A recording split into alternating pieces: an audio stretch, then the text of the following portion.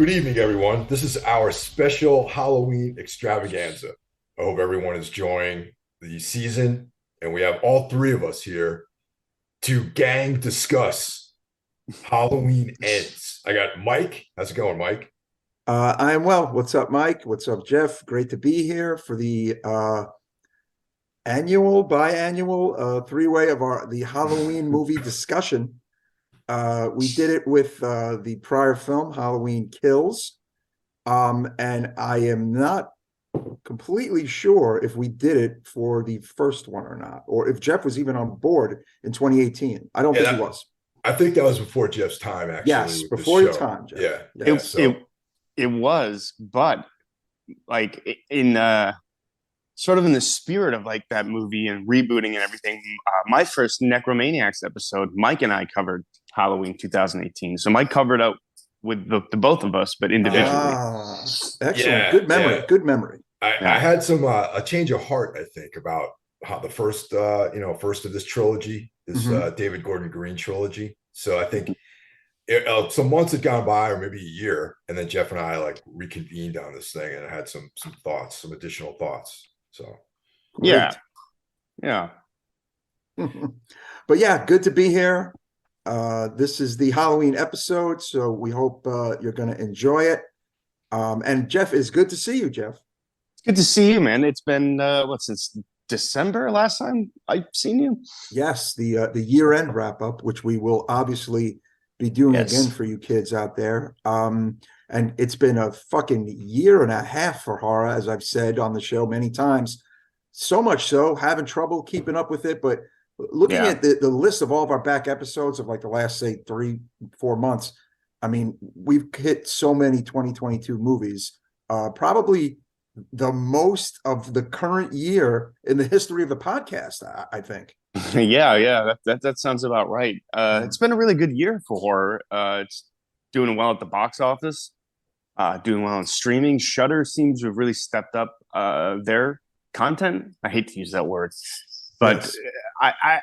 Shudder original used to be a no-go zone for me, and I feel like now I watch almost all of them. Yeah, same here. I actually I caught a little bit of the new Joe Bob, the Halloween edition last night, which was really cool. I got to hunker down and watch the whole thing. Did you yeah, catch it, Mike? I saw half of it, and then I had a interruption that I had to deal with, and I didn't catch the second half of Mm, the show. But I'm going to watch the rest of it later, probably later this weekend. yeah, we love Joe Bob. Such a fun show. I mean, probably one of my main reasons for having Shutter at this point, even though I do enjoy everything else. Wanted to say we covered, Dark Glasses, Mr. Hill, Yeah. the other week on the podcast, Good one. and well, it appears not such a good one for a lot of the listeners, according to our Instagram. Oh, really? I feel like we may have enjoyed it a little more than quite a few other people. I don't know. Yeah, it's not, yeah, hey man, this is art. It's like That's right. it's a totally objective, well, subjective. Yes. Everyone has different experiences with it. Hmm. I think that movie needs to be judged on a scale, like a Dario Argento scale, where like Hmm. he hasn't really, and you guys talked about it, he hasn't really made a good movie in a while. So to make this, which is it's not perfect, but it's good, Yeah. and to see something by Dario Argento that is good is a win, I think. Yes, that's towards the end of the episode. That's what I said. I said, if you just hold, you can't hold this up to Tenebrae, Suspiria, Deep Red. You just can't do it. It's 50 Yeah. years, 40 years. It's, and although some people said even holding it up to now, it's not that great either. But for me, coming from Argento, yes, it's still good and still enjoyable. But also, Yeah. I want to add too that even the genre itself, like giallo, you have to step into that world to really Hmm. enjoy the movies. You know what I mean? Like, regardless of what what directors do in those films, there's like a style, and you have to appreciate the style, and you have Hmm. to put yourself in that world. And Yeah. if you're not into that style of film, then you're going to be sort of predisposed to not like it anyway. You know? I agree. Yeah, absolutely. Yeah, and even if you look at his earlier films, I mean, There could be an argument to say, well, they're technically not great, like story wise. They don't really make a lot of sense. Mm. But like Mike said, you sort of step into this world and you sort of accept it on its own terms. And the same thing with his new one. Maybe that's what I liked about it. You know, a little bit of a return to form for him. Exactly, exactly. So listeners, there might be some new listeners here. What we do at the top of the show is we run down our plugs, right, Mr. Hill? That's right. That's right. So let's kick that off. On Monday, we have Horror Wolf 666, a fellow horror podcast hosted by Brandon Legion. And on his show, you'll hear interviews with film luminaries, filmmakers, actors, people involved in creating horror films, new and old, up and comers and old timers. On Tuesday, your number one source for all things metal, extreme metal to be precise, Jackie Smith's Into the Necrosphere. Be sure to check out that hot crossover episode featuring me and Mr. Hill discussing, along with Jackie, our top 6 black metal records of the 90s. Hope you guys enjoyed that one. On Wednesday, we have the mothership, the one that launched it all, Mike Hill's very own Everything Went Black podcast. On Thursday, you're listening to it right now, of course, the Necromaniacs podcast. Be sure and hit that subscribe button wherever you're listening. And on Friday, we have none other than my very own flesh and blood, John Draper himself, with Break the Apocalypse. And on Sunday, the Lord's Day, Carl Haikara's Soul Knox podcast. My middle name is Carl.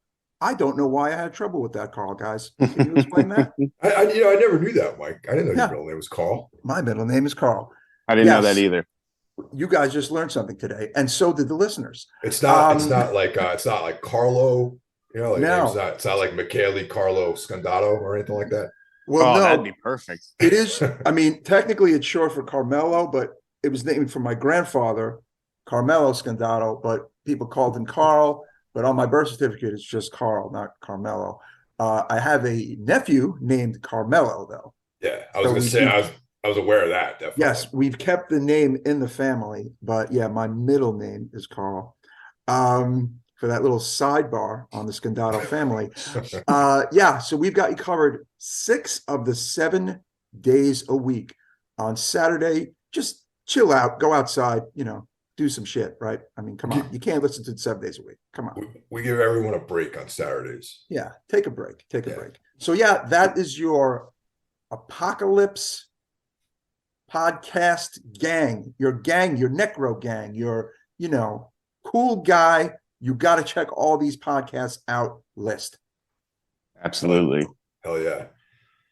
So before we get going, anyone watch anything interesting over the last couple of weeks or check anything out? Yeah, actually, I just watched the new VHS film on Shudder, VHS 99. Did any of you guys catch that yet? No, it's on my short list. It looks good. It has to be better than that prior one, which was god awful. It is. It doesn't get off to the best start. The why they chose the story to go first that they have first is truly baffling. It's not good, but it really picks up steam as it goes along, and it kind of leans heavier into the comedic side of the VHS series, a little more tongue in cheek. But it's enjoyable. It's October, it's Halloween, and those looking for like a fun kind of horror movie, you could do a lot worse. So I enjoyed it for the most part. Yeah, I got to check that out. I always try to watch all those VHS entries. And I mean, I kind of chastised myself. I watched something on Shudder TV last night that I didn't write the name of it down, but it was a Korean found footage movie about it had the word asylum in it. I don't know. But found footage is sort of at this point, like what more can you do with it? And this doesn't really reinvent the genre, but it's actually spooky and scary, which is I can't really say that for a lot of horror movies now. I wish I knew the name, but I recommend it if you want. Just search if you search Shudder for a minute or two, you'll find it. Let me ask you something. Was it something that just, okay, Shudder does this thing where shit just comes on? Was it one of those that just came on and you left it on because it was cool? Yeah, we were like scrolling for something to watch. We're like, oh, let's see what's on Shutter, and we turned it on, and yeah, that's what was on, and we were Hmm. like, yeah, okay, sure, we'll watch this. Very cool. Well, last night, folks, I saw Terrifier 2 in the theater. Don't worry, listeners. It's going to get its own episode, but I just want to say a little bit about it. Saw it on a Friday about like 5:30. It was pretty full theater for 5:30 on a Friday. It was pretty much me, one other metalhead looking guy, and a bunch of teenagers watching this movie. And it is out of fucking control. A lot of fun, really, really gory, a little long, 2 hours and 20 minutes, but I'm gonna say it's not like it like dragged. You're kind of glued to this movie. Let's be honest. There's not a lot of time wasted. I will say the hype is real and the rumors are true on this one. Yeah, I Right saw this on. film as well, and yeah, I mean, we're gonna cover this whole thing in depth. But you know, I agree with Mike, and I actually pre-ordered the Blu-ray, so Oh, I'm very looking forward cool. to getting a physical copy. Yeah, I'm almost there with that one. I kind of want to get the first one as well. I mean, we loved Terrifier 1. We covered it on the show. We sang its praises. And I feel like we every now and again we would just say, well, Terrifier 2 is coming, right?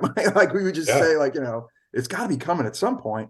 And it is here, and it is made over, I believe, $4 million at the box office, which is unbelievable for a movie like this. You know, yeah, see it in the theater if you have the stomach for it. I'll say a good portion of our listeners would like this, but if you're, I don't know, if you can't hang with, say, the Maniacs of the world, you might not be able to hang with this. I got some Maniac vibes in this particular Terrifier. Hmm. oh yeah, I have a whole list of. Already started putting my notes together for this one, and there's a Gotcha. ton of things to discuss about references and Mhm. influences, but also still very unique and original. You know what I mean? Yeah, absolutely. I mean, they've caught on to something, and they've captured something, and obviously it has struck a nerve. It's struck a way bigger nerve than I ever thought it would, to be honest, actually. Jeff, did you Hmm. see what did you think of the first Terrifier? I've never seen it. Ah, But I gotta say, the love you guys has for it has convinced me to that this is something I need to check out. When I first heard about it, I was like, "What is this Juggalo shit?" But enough people whose opinion I respect have told me, "No, no, it's good." And literally everyone I talked to about Terrifier 2, so I've had a few friends text me to see if I've seen it yet, and they're like, "Oh, it's great. It's a little long." I've heard mm, that from pretty much everyone, but mhm. so you all have convinced me that Yeah. I should watch these. See the first one. Do not always judge a book by its cover. It is Yeah, not a Juggalo film. There is no yeah. hip hop. There's no bad hip hop in this movie. Um, yeah, it's a filthy little horror movie. That's the best I could say about the Terrifier franchise. I remember Mike Hill. You and I discussed it when we did our 10 favorite films of the 2010s, Yeah. and Mike, you called it, I think, unapologetically mean spirited. The Mm, first one for sure, man. And like once again, even the difference between the first and the second one is like eons of improvement. mm. You know what I mean? There's like a huge up, like stepping up of the whole game in the second one too. So even if you are dubious about the first one after you watch it, do not let that deter you from checking out the second one because you should watch both of them, in my opinion. Yeah. Yeah, so aside from that, I am checking out Let the Right One In on Showtime. Oh, okay. Saw episode 2. I'm on board. I mean, few things I'm a little fuzzy about, but that's Yeah, okay. yeah. All in due time. But I definitely recommend it for the listeners. Mike Hill, you're watching that as well, aren't Oh yeah, yeah. I the first episode I thought was good. The second one like definitely hooked me in. And then I haven't watched episode 3 yet, which just came out today or yesterday or something Yeah, like me that. neither. Yeah. Mhm. And yeah, but I'm really, really interested to see where they go with it, you know. God, who would have thought seeing that movie? I saw the original in the theater in 2008, and I never thought like there'd be an American remake and now a TV show. Really gotten a lot of mileage out of this.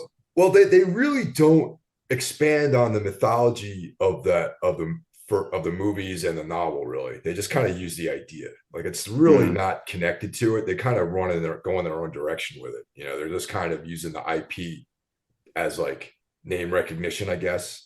Like similar to the War of the Worlds, French UK series, where they just right. it's not really anything like the war H.G. Wells War of the World. They just kind of took that IP and like pushed it in a different direction. So Interesting. 'Cause, I mean, War of the Worlds is a name I would think most people know, whereas Let the Right One In, not so much.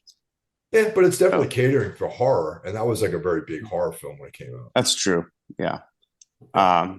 I also noted I liked the American remake. Me too. Uh, I like yeah, both. Yeah. yeah. Mhm. I dig both. Yeah. Well, for me, yeah, I saw Terrifier 2. I checked out the new American Horror Story. You know, I thought that was really cool. And I started reading a book that I heard about on another podcast. Really funny title. It's called Autobiography of a Werewolf Hunter by Hmm. this guy, Brian P. Easton. And I got to tell you, it got the title alone would not have dragged me into it, but the review that I heard of it was like kind of hit all the right boxes for me. I started reading it.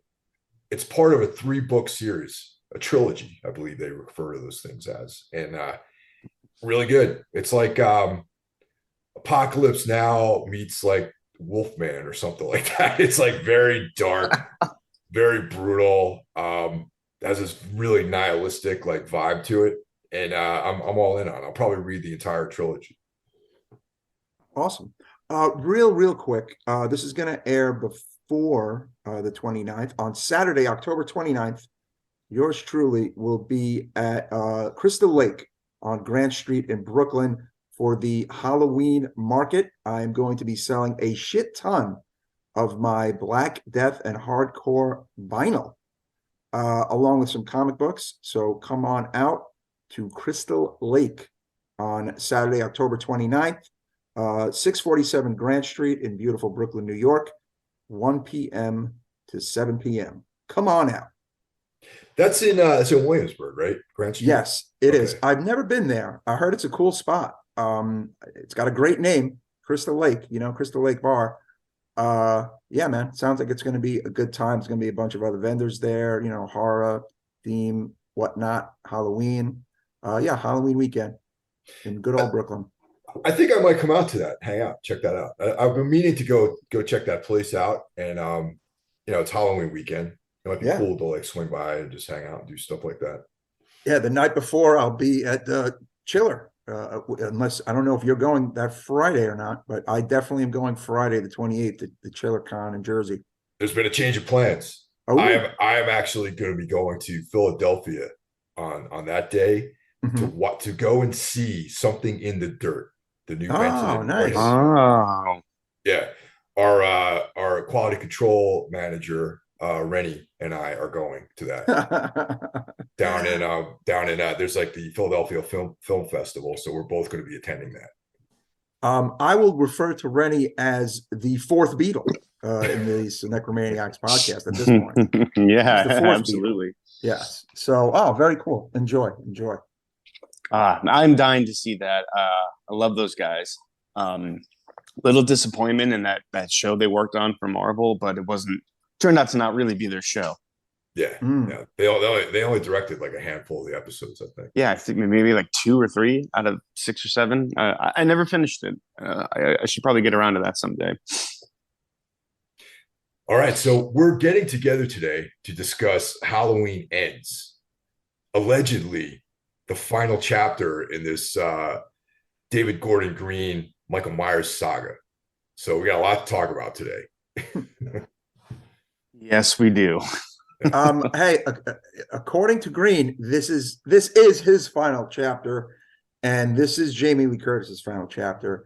The Akkad family has said, nah, we're probably going to do something else down the line. But I believe this does put a cap on, Green's involvement 100%, and apparently Jamie Lee Curtis's involvement as well. So we'll see if that is the real truth, air quotes, but that is what I literally read yesterday.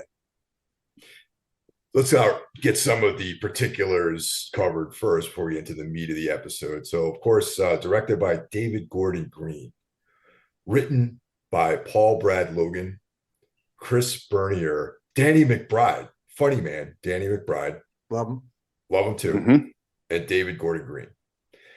Released October 1st, 2022 at Beyond Fest, and then October 14th nationally in the United States. Runtime 111 minutes, a little bit long. Yes. So, yeah. And so I'm just going to run down some of the principal cast here too. Of course, we have Jamie Lee Curtis as Laurie Strode. We have Andy Matichek as Allison, Laurie's granddaughter, and Rowan Campbell as Corey Cunningham. Campbell. Irish, probably. Irish yeah, fellow? I would say. Yeah. James Jude Courtney as Michael Myers, but Nick Castle reprises his role as Michael Myers' breathing voice. Yeah. And then, that's just, I consider those to be the main characters. There's some other people in the film too. So, but that's kind of focusing around this core. You know what I mean? Yeah. Yeah. Where to begin talking about this? It's kind of hard to avoid the conversations going on about this movie. But overall, I sense that a lot of people were very unhappy with it. You were sort of promised one thing in the trailers, and you got something completely different. Although in all the interviews leading up to this movie, they're like, we're going to do something different, so be ready for it. But that's not how it was sold to the public. And the general consensus I get is that most people were kind of angry to borderline hostile towards this movie. Agree. I think that the lack of Michael Myers and the introduction of a new character were two of the biggest things that upset the general public. But it is funny that you said that. Now I actually, as I always do, I kind of stayed away from advanced reading, from press, from articles. But it is interesting that if Green might have literally said, we're going to do something different with this, and no one listened to him, it's a case of, we told you who we were, and you didn't listen. But hey, that doesn't excuse, the lack of Michael, let's just say that, which again, we'll get to my take, which may not think it's the worst thing. A lot of cries of Friday the 13th Part 5 in the crowd from this movie. Cries of Christine ripoff in this movie. Like, it goes in a lot of directions. However, yes, the general consensus among the majority of the fans is that they were led astray. Right. I don't think it's necessarily bad to take a big swing and try to do something different, but is it any good? Yeah. And that's, I guess, what we'll discuss today. I think everyone listening knows what we thought of the last two. This has been kind of a weird trilogy where 2018 I thought was good. I liked it quite a bit. Me too. It was solid. It was self-contained. And after seeing this, I'm not really sure we needed more than one movie. I don't think we did. Two was overly, it felt like they had no idea for two, and they just went with fan service, bringing back the nurse who was in a scene in the original Halloween, and just everything seemed to be fan service, and they seemed to do an overcorrection with this movie. Another thing going around is that they could have flipped this, that this could have been a part two with the introduction of a new character who, spoiler alert, by the way, spoiler alert, for the listeners, we're going to discuss this frankly, who doesn't make it. And and they could have maybe necessarily wrapped up Michael with that same kind of part two vibe. You know what I'm saying? Like, I don't know. It seems like to end it on the note that they ended it on with the introduction of the new character and the lack of Michael did not serve well for the final chapter. I almost think people would have had a less of a freak out had they done this big swing that they did as the second film. That's what, that's one of my thoughts. That's interesting. One of my issues with this. Well, first of all, I think if they just made the first one and called it a day, I would have been happy. You know what I mean? Me too. Yeah. Mm-hmm. Yes. The second one, kind of a mess. And this one is the thing that I really responded to was Green was saying, David Gordon Green was saying, oh yeah, we're just gonna throw away all the canon, everything from two onward, and just go in our own direction. But I'm like, really, the reality, this one to me feels like Halloween 4 and 5. It feels like a pastiche of all these other films. Even it feels like there's like a little bit of like Stephen King It vibe in this movie too. The way the town is sort of you have this feeling that there's like this like kind of shadow cast over the whole town as a result of Michael Myers, that people are killing themselves. Yes. And they kind of like in it, they kind of, that's sort of the vibe of that town. There's like this weird pallor that seems to be permeating that town. And I feel like Haddonfield, they sort of imply that as well. So there's like a little bit of that. And, it just didn't feel very much going in any new direction to me. And there's I think what you just said is one of the better parts of this movie. Is one of the things I liked about this movie was that it showed the effects of that horrible night in 1978, the effects on a town still 40 years later. It has fucked people up 40 years later, and it has had repercussions. I think that's part of the general theme of this particular one. Maybe not even so much part two, but this particular movie, that Mr. Cunningham is a creation of the horrible events of 1978. I like that, actually. No, I agree with that. I like it a lot. Yeah. I agree with the character. I'm sorry. What were you going to say, Jeff? No, go. Again, the way they how should I put this? This being a sequel, like the way the town is reacting to everything, really, the more I thought about it, the more I don't think this movie needed to exist at all. Because he established in Halloween 2018, Laurie is, it's been 40 years. She's still really traumatized by what happened. She's drinking. She's got this insane gun collection. She's a survivalist. And then the moment she's been preparing for her whole life happens in the 2018 movie, and then Halloween Kills. And then her entire her daughter gets killed.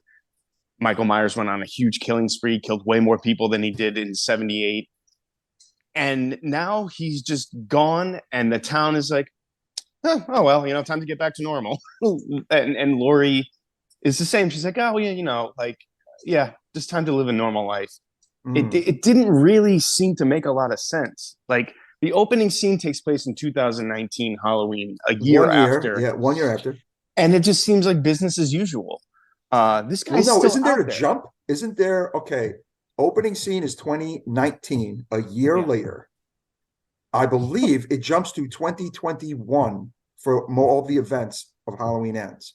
It does, but yeah, in that scene, it shows people trick-or-treating and everything. And in the 2019, it just seems like people were not willing to let go of Michael Myers for 40 years.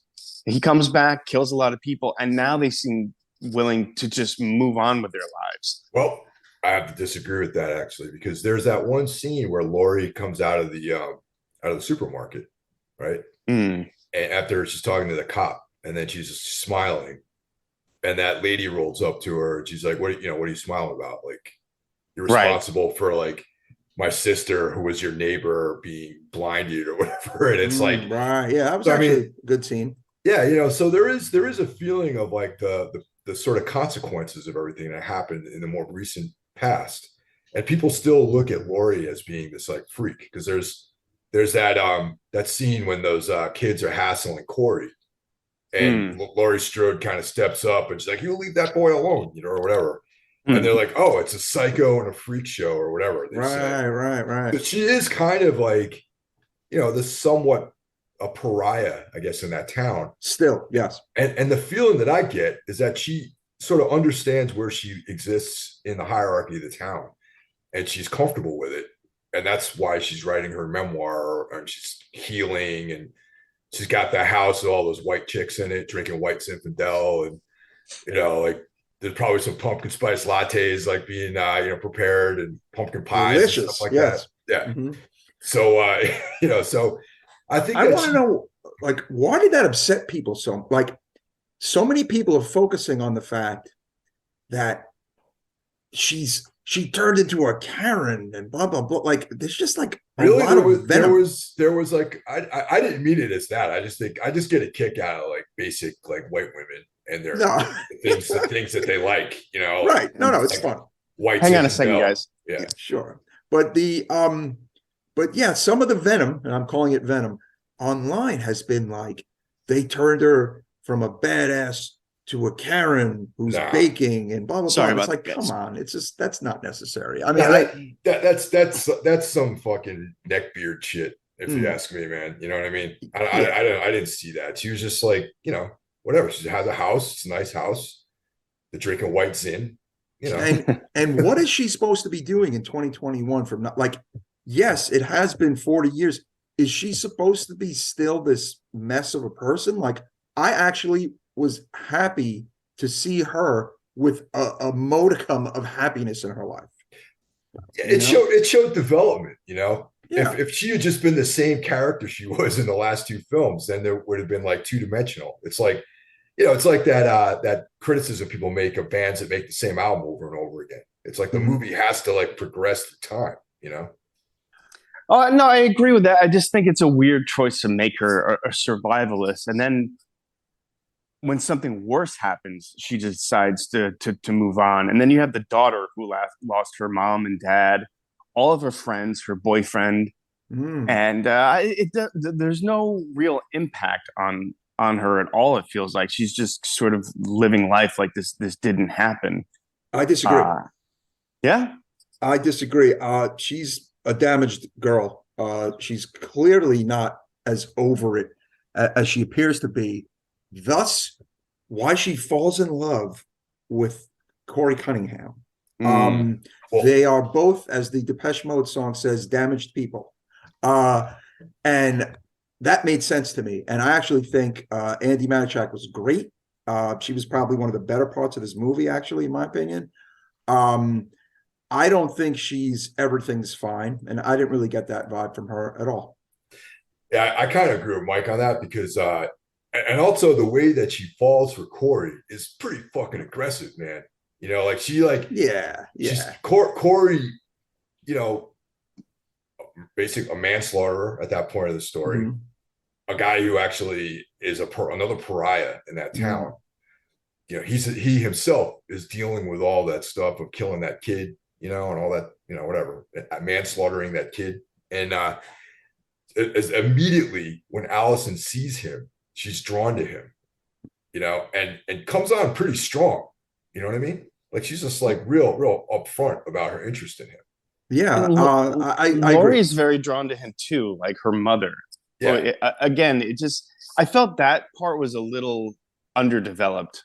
Well, if you're going to take a big swing and really make a movie about this kid, I felt like the love story should have developed a little bit more naturally, other than the mom's like, "Oh, I think you should meet this boy I just met." Did Well, you guys catch something?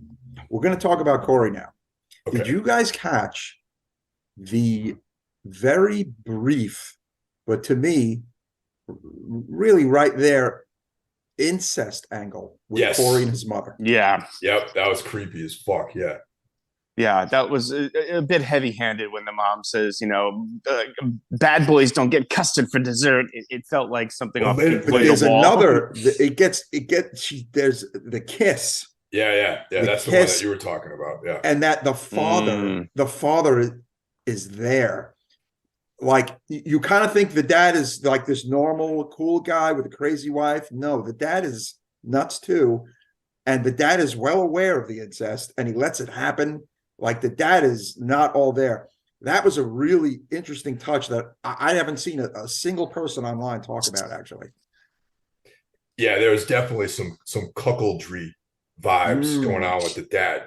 You know what I mean? yeah, Is yeah. he the dad or the stepdad? I got a stepdad vibe from him. Oh, Oh, you're right. Actually, I think he is the stepdad. Yeah, Yeah, mm, yeah. I okay. got Not sure. more of that vibe from him. But yeah, let's talk about Corey. There's obviously a lot of parallels between him and Michael Myers, and the Mhm. film isn't really subtle about it. Corey Cunningham, Michael Myers, very like the similar as names the two. Uh, and they have him in a mechanic outfit. Mhm. They sometimes they photograph him doing things that you've seen Michael Myers doing throughout the series. Is sort of like the way he's standing, the way he sits up after getting knocked out.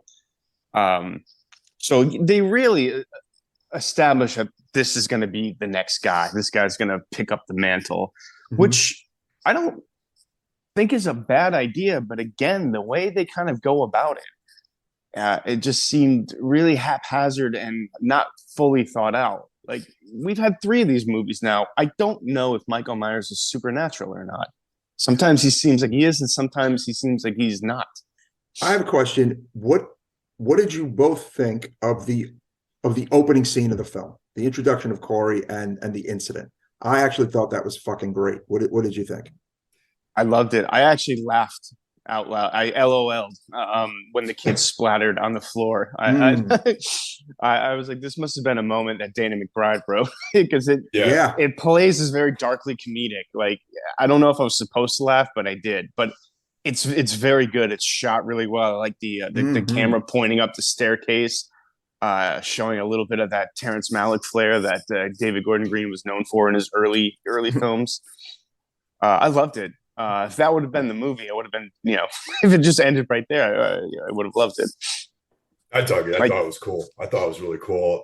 yeah, I have some other ideas though that we can talk about just with Corey's character and that opening scene.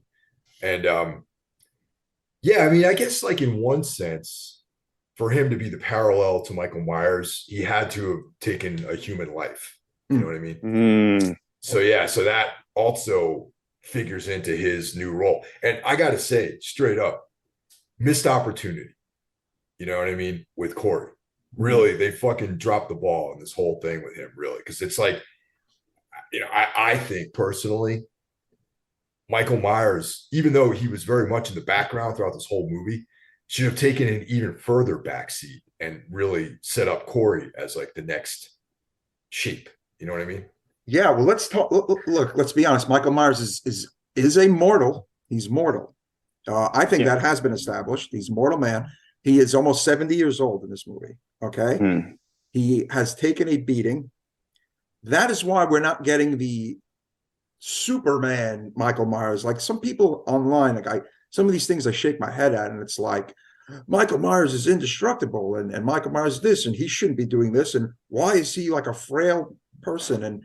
And it's for the reasons I just said, yeah. He's because continuity. They've acknowledged his age. They've acknowledged everything that happened in part one and part two.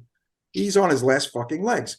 The idea of Corey, as Michael said, was a good idea to introduce a new killer, to introduce a new story, new blood.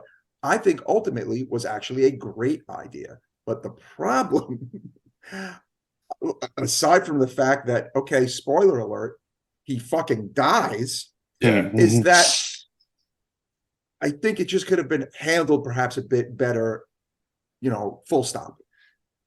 agreed.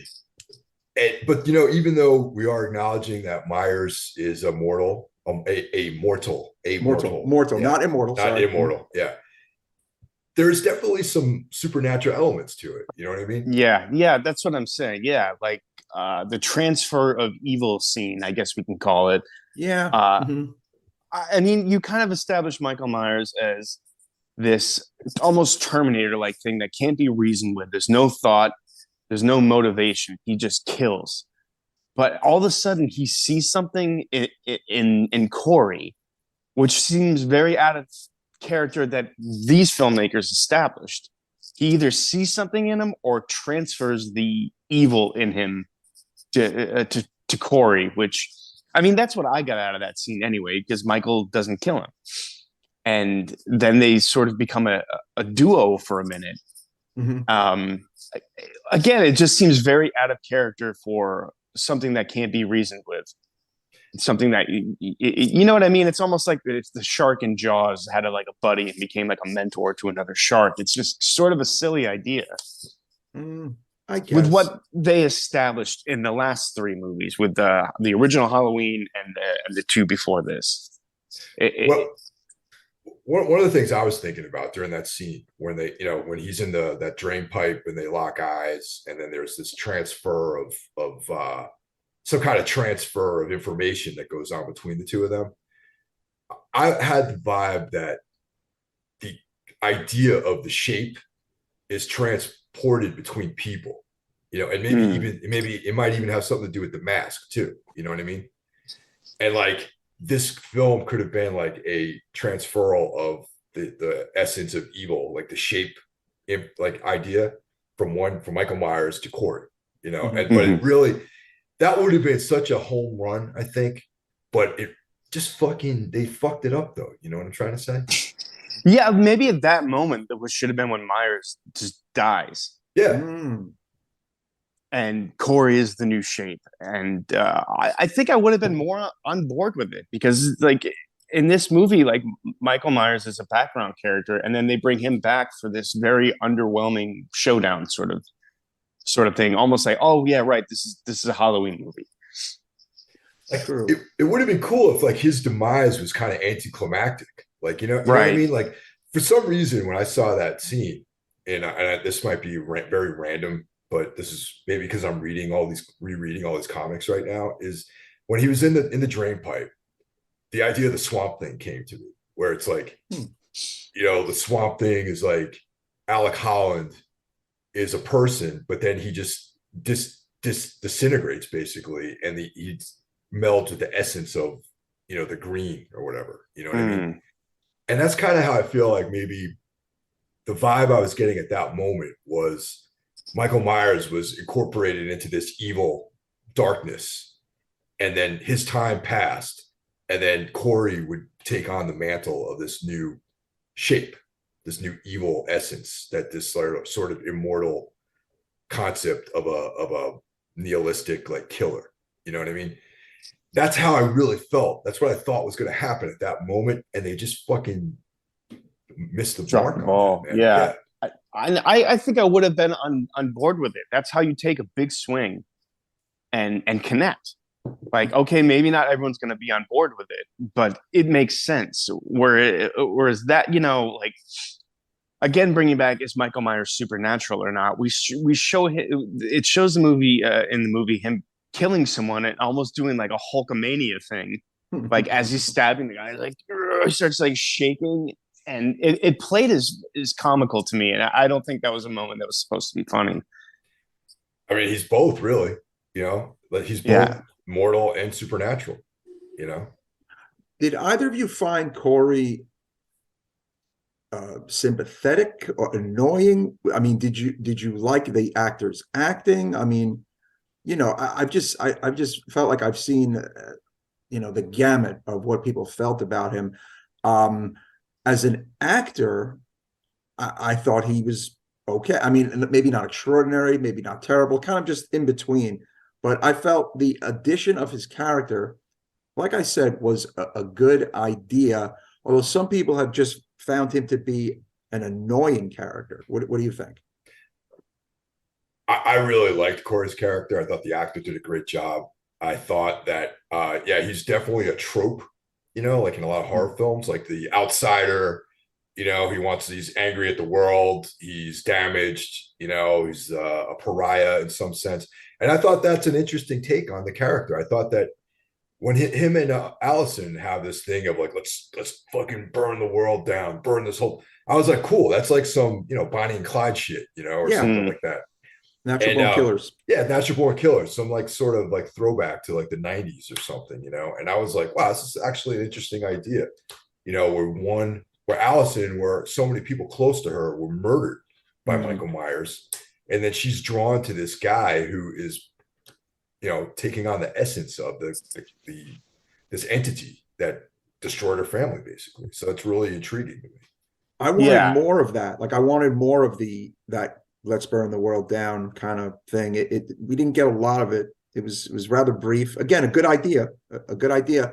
I maintain that Rowan Campbell's Corey should have lived actually, and that could be its own little kind of next chapter.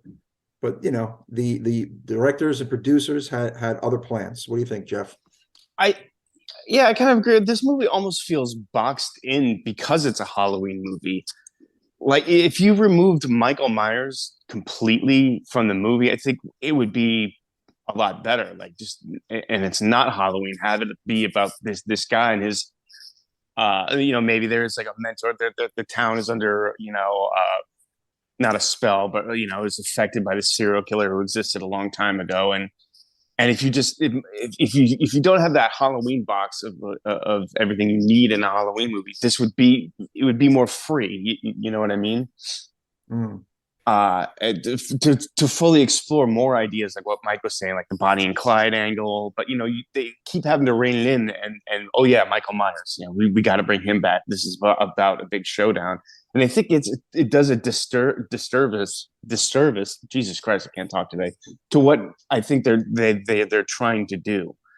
To your point about Corey, I didn't think he was an annoying character at all. I thought very well acted. He's got a lot to do.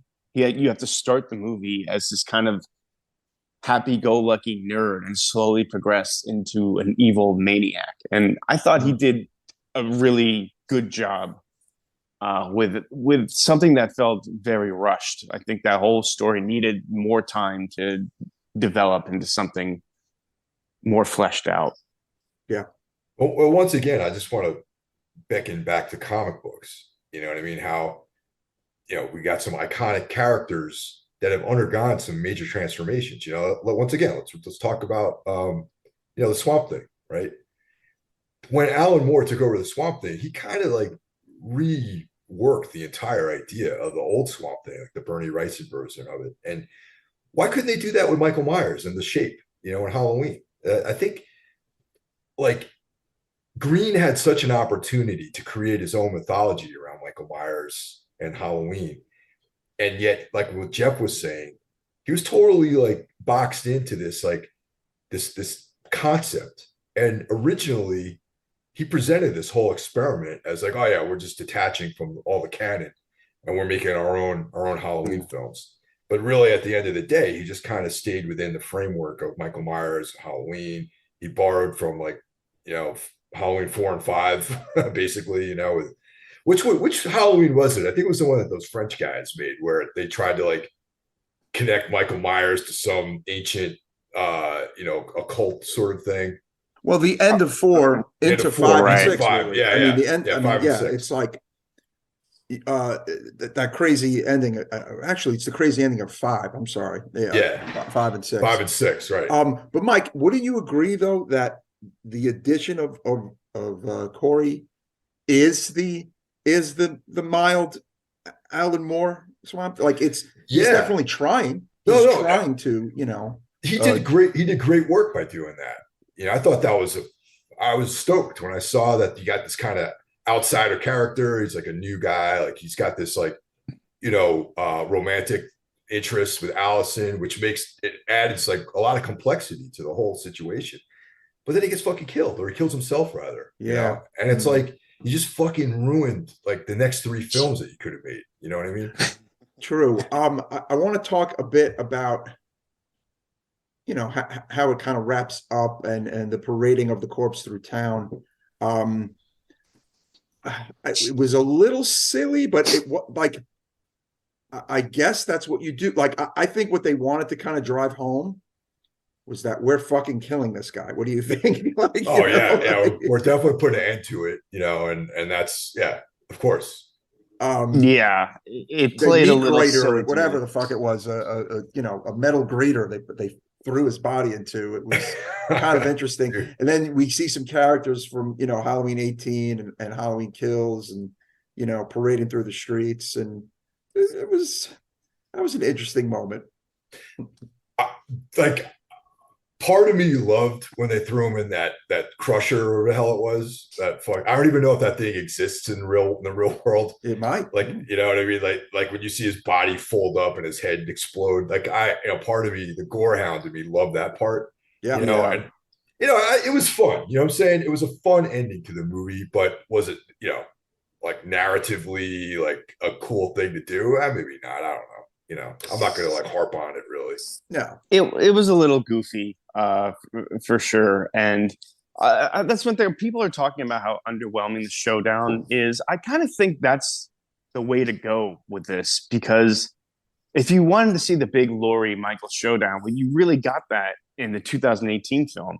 Yes. That whole showdown with them in the house, and there's no score, and it's real quiet. You can hear every creak of the floorboard. It is so well done. It's going to be hard to top. So a quick little like fight between the two of them made sense to me. It was anticlimactic, and I think it was purposely that way. It's funny. I found an article. As we've talked about the Halloween movies over the years, I have mentioned Halloween 2 from 1981 about how making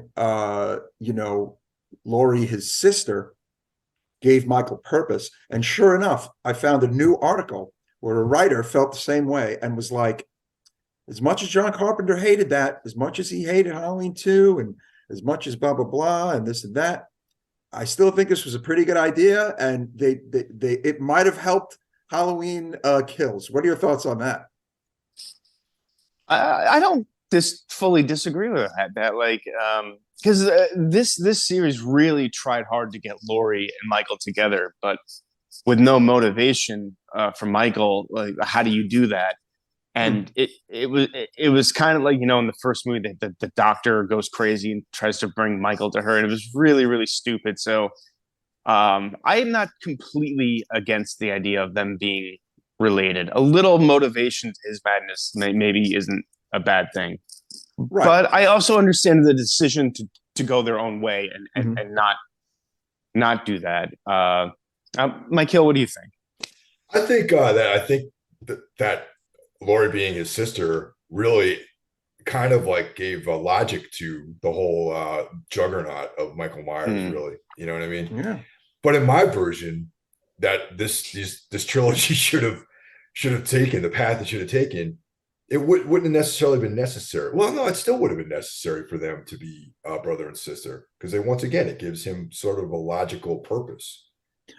Instead of just 40 years later needing to kill that girl that I kept seeing, you know what I'm saying? Yeah, which is, let's be honest, that's what it is. That's who she is. She's that girl that he saw, that he became like fixated on, and their paths cross. Like, you know what I'm saying? Like, and I'll never for the life of me, for the rest of my life, understand why John Carpenter thinks part 2 is so whack, and having them related was the worst idea ever.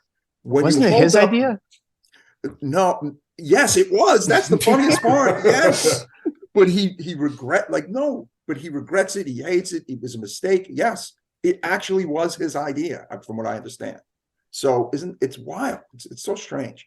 But getting back to the ending of Halloween Kills, okay, I did like the very, very end, because it replicates the very end of Halloween 1978 with the house and the scenes of the house, right? And it's just the rooms and, the music.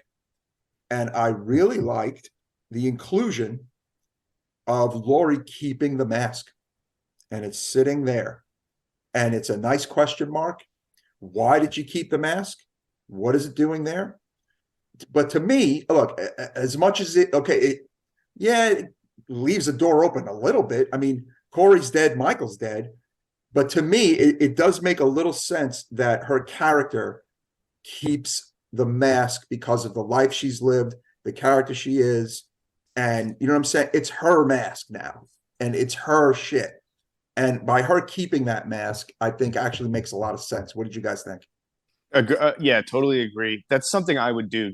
Like, I can relate to that. You end up keeping weird keepsakes. A lot of people do it of things like that were traumatic to them.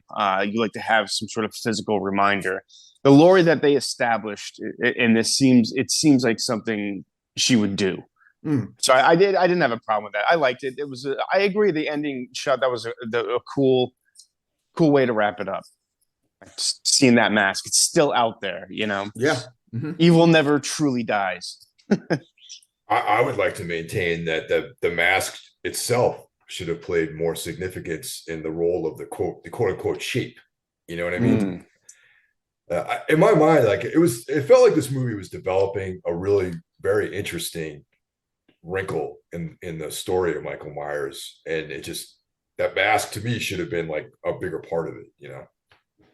I agree. I think she just kept it because, like I said, it's not like she's going to become a killer or anything. That is not happening. Right. No. Yeah. But it was cool, and it was something that I think some people who even loathed the film were kind of happy to see at the very end. The one thing that kind of like was a little hokey was her fake suicide attempt. Her like bait. That was like, I'm like, all right, come on, man. You know what I mean? Like, was that really that necessary? Couldn't there have been a better plot device? To draw. Yeah, I didn't understand, because she really does call the police because they really show up. Yes. And I didn't quite understand that. That was just exists to fake the audience out. It doesn't make any logical sense for her to do that. But yeah, I agree there. That was kind of silly. Another positive, the use of music. Oh man. Dude. Well, yeah, I did want to talk about some of the positive things. So yeah, let's start with that. Cool ancillary music, cool usage of Dead Kennedys and the Cramps.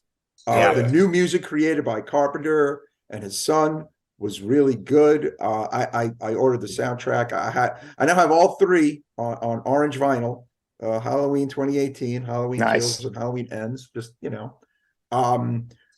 in particular, I felt this time around really good music. Oh yeah, definitely, man. I was all about the Cramps song. I was a teenage werewolf. It's a great song. Indeed. Yeah, this movie tonally has a lot more in common with David Gordon Green's older films, like when he was just starting out and everyone called him the next Terrence Malick. He was making films like All the Real Girls, George Washington, Snow Angels, which is about a small town, and that's a good movie. Something. It's a great movie. I've seen it. This reminded me of that, like sort of like reminded me of his early greatness and what a really good director this guy is. The music choices were great. I think we get more of Haddonfield in this movie than you've seen in any other Halloween movie, where it feels like a real town, and Green is really good at capturing that. I wanted more of that in his 2018 Halloween. So it's good to see it here. Haddonfield feels real. Like I even wrote down Haddonfield has a Huddle House. So I assume they filmed this somewhere in the South. But yeah, it feels like a real small town. You've never seen that stuff before. The grocery store and you know what I mean. Like I liked that he finally brought that element to it, where Haddonfield. I know it's generic to say, but like, the town felt more a part of the story, more of a character, more important. I think so. I would agree. They did show a lot of it. There's a lot of traveling. There's a lot of sets, a lot of different, visuals. And a lot of it takes place during the day. Yes, a lot of So similar to the original, similar to the first Halloween. Yes. Yeah. Exactly.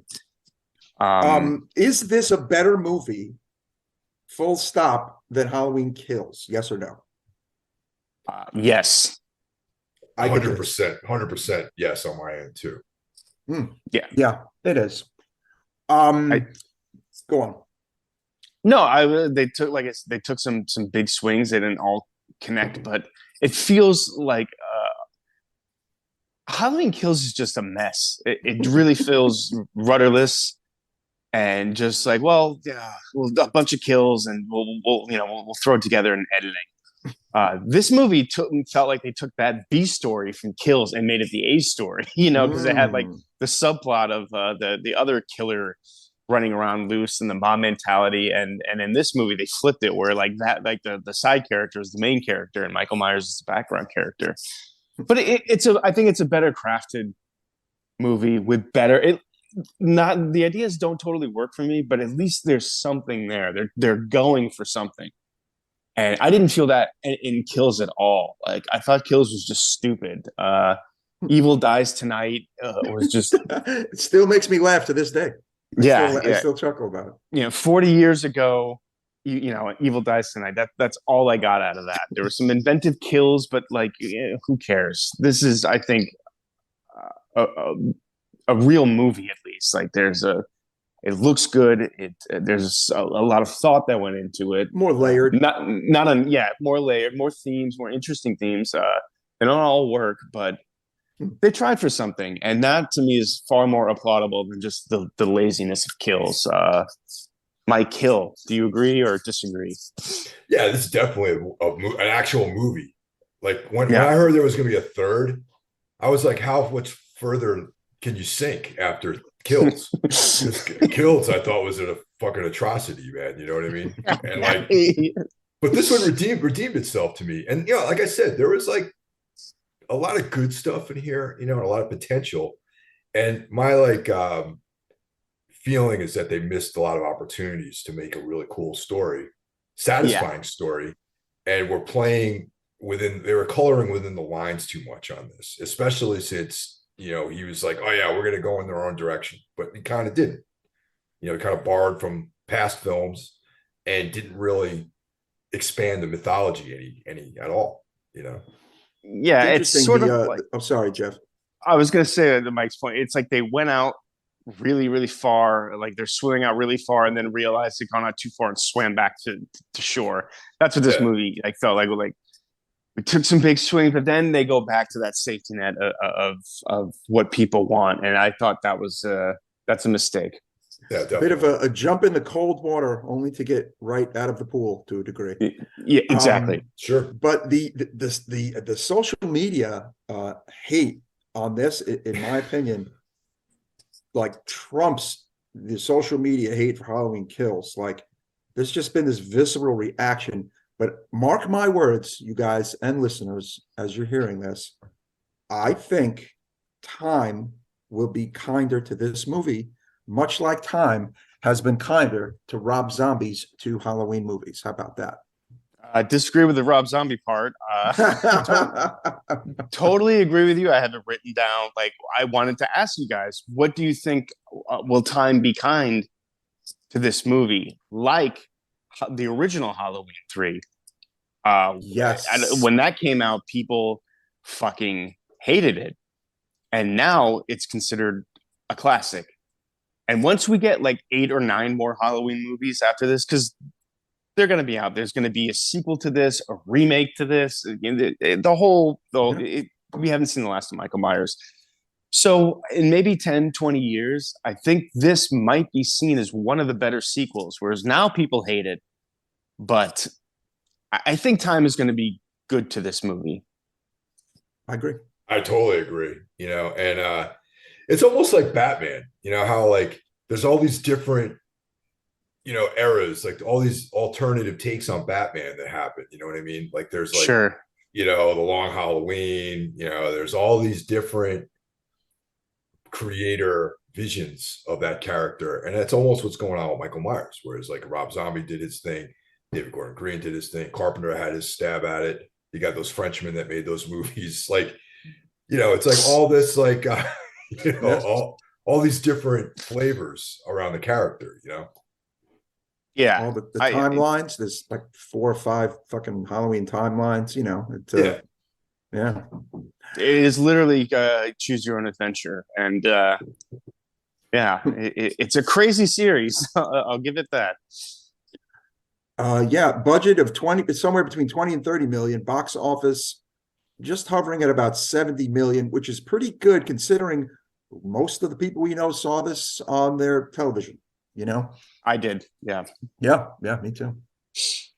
I saw it streaming too. Yeah. I wanted to see it in the theater, but I just couldn't get it together. Get it together, Mike. Come on, man. Listeners, we are, I mean, drowning in horror content. Jeff's favorite word. There's a lot out there on the theatrical front and on the streaming front, on the television front. I mean, 2022 is a historic horror year. Gentlemen, it has come down to the nitty-gritty. Jeff, I want to hear from you first. On our Necromaniac scale of 1 to 5, what do you give Halloween Kills? After a second viewing and after talking to you guys, right now it's a 2.5. When I first watched it, it was like I absolutely hated it, but it stayed with me, and I thought about it a lot. And on the second viewing, there's things I did like about it, which made the things I don't like about it more frustrating. I think there's great ideas, but they just don't quite connect the way I wanted them to. I don't think we needed 2 more Halloween movies after 2018. We got that great showdown in 2018 between the two of them. I think they put all their ideas into that basket and didn't know where to take this. Which led to this, where they took some huge swings. I really think if you removed any Halloween aspect from this movie and fleshed out Corey and the daughter and everything, you would have a much more interesting David Gordon Green-esque film. But like, as time will be kind to it, maybe my rating will go up over time. It certainly won't go down. I understand the fans. Fans are very it can be a fickle bunch. Some feel entitled to something, but I understand why they didn't like it. It's not what anyone was expecting. It's not what the trailers promised, but it's commendable for trying something new. Trying something new is almost never a bad thing, right, Mr. Hill? So, my upon second review, my score went up to 3.5, actually. Yeah. A lot of stuff I liked about it. There was a loss of focus in the film. I think that Myers should have just been a concept. You know what I mean? They should have just been an idea, and Corey could have just become the new shape. You know what I mean? Right. Yeah, and that would have been infinitely more satisfying than what they did with this movie. But still, in all, second time around, I enjoyed it more than the first time, and that's what made me increase my score. Nice. Right. For myself, on a first immediate viewing, and I even took to my Facebook page to proclaim, yeah, this isn't as bad as a lot of the hate and the heat as it's getting. I did enjoy it on the first viewing. I watched about half of it again, actually, and I will probably give it another full viewing. My initial landing was a 3, but it is a 3.5 actually. I enjoyed it. I think it took the swing, and in some areas it was a miss. In some areas it was a hit. I think, if, like we have mentioned, if you literally remove the word Halloween from this, you remove Michael Myers, right? You even remove Laurie Strode. There's a cool Halloween killer movie about Corey with his same beginning and meeting a girl, just like a girl he met who had a damaged background. And then they kind of go, like, there's a whole thing going on. And it was a good thing. And it was a good idea, actually. Great. But it's a part of Halloween. It's contained in a box. It's in a Halloween movie. It is what it is. Corey's fucking dead. So a bit of a bummer and a conundrum there. However, I did like how it ended. I like the score. I like how it looked. And that is why I landed on a 3.5. When do you think the next Michael Myers movie is going to? I would say, oh, he froze up. Yeah. Where do you? 5 years. About 5 years from now. I think they're going to give it a rest. About 5 years. I don't know where it's going to go, though. But it might do a complete do-over is what it might do. Like another just remake. It might. And we might have a fourth movie called Halloween. Maybe. But oh man. To further confuse the timeline, the whole thing. Yeah. If Jamie Lee Curtis is not involved, Green is not involved, it is owned by the Akkad family. They can do as they wish. I do think it needs time to breathe.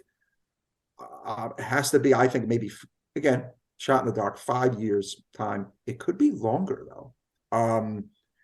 It could be shorter, but I think this needs time to chill out because Halloween is literally the biggest horror franchise of all time. So that dictates the fact that we're gonna get another movie. Actually, that's just how it works. For sure. I agree. It needs some time, like much like when Joel Schumacher sort of like, the fan outrage from his Batman. Yeah. Batman needed to go away for a little while, give people some time to forget, and then bring it back. So yeah, I agree. I see that's what they're gonna do. I think they're gonna abandon this whole David Gordon Green's lore and they'll just go their own way. That's what I see. Yeah. It's money on the table. It can only be left there for so long, unfortunately. Yeah. Yeah, these characters from the 70s and 80s, they're going to exist for our entire lifetimes. We're going to see new Freddy's, Jason's, Hellraiser. As long as there's interest in it, if there's interest in it, people will keep making and remaking these movies. Yeah. Look at the wonderful Leatherface we got. Oh, God. Oh, man. Yeah. Still my worst movie of the year, I think. No. Dash Cam. So far, second worst movie. Oh boy, I still have not seen that yet, but I want to just because it apparently is so bad. I just want to see it. But we're inundated with things that are apparently worthy of seeing. That I don't even have the time to see something for shits and giggles at this point. It's all it's literally all tying into the fucking podcast. But yeah, I mean, this was a lot of fun, gentlemen. But we will reconvene again, the three of us for the year end, which we got to give it like that full year because there's a lot of surprises that seem to happen at the end of the year, huh? Oh yeah, definitely, man. That's gonna be a good one. There's 5 films I haven't even seen yet that could seem like they could potentially be my top 5. That's how stacked 2022 is for horror. And I've seen some really great stuff this year already too. Awesome. Well, that's Halloween, guys. And thanks for listening and hope everyone enjoys their Halloween. And we'll talk to you guys next week. Take care. Take care, everybody. Bye, guys. 1, 2, 3.